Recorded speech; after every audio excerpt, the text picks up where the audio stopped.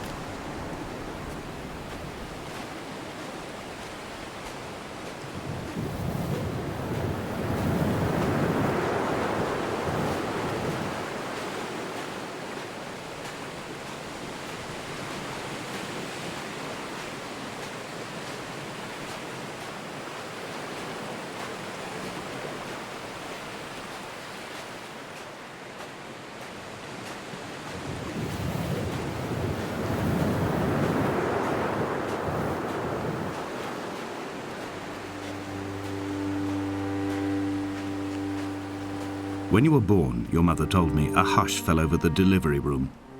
A great red birthmark covered the left side of your face. No one knew what to say, so you cried to fill the vacuum. I always admired you for that you cried to fill whatever vacuum you found. I began to manufacture vacuums just to enable you to deploy your talent. The birthmark faded by the time you were 6 and had gone completely by the time we met, but your fascination with the empty and its cure remained.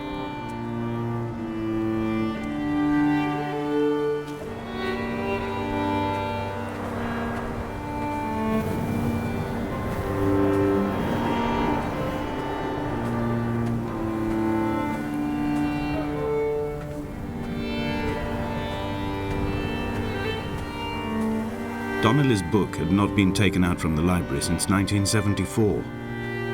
I decided it would never be missed as I slipped it under my coat and avoided the librarian's gaze on the way out.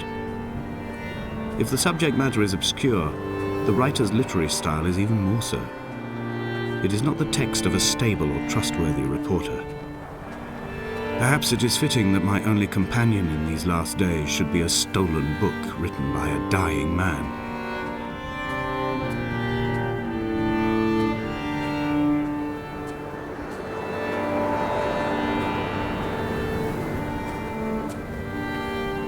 When someone had died or was dying, or was so ill they gave up what little hope they could sacrifice, they cut parallel lines into the cliff, exposing the white chalk beneath. you could see them from the mainland or the fishing boats, and know to send aid or impose a cordon of protection, and wait a generation until whatever pestilence stalked the cliff paths died along with its hosts. My lines are just for this, to keep any would-be rescuers at bay. The infection is not simply of the flesh.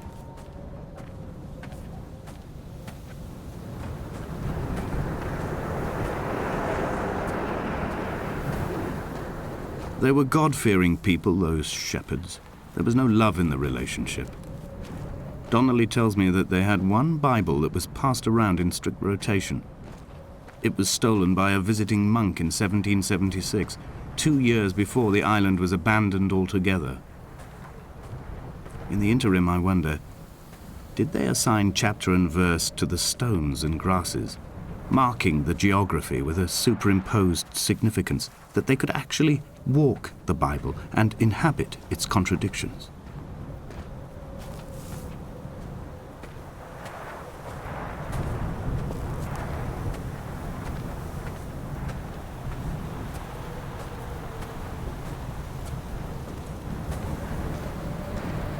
Dear Esther, I met Paul. I made my own little pilgrimage. My Damascus, a small semi-detached on the outskirts of Wolverhampton. We drank coffee in his kitchen and tried to connect to one another.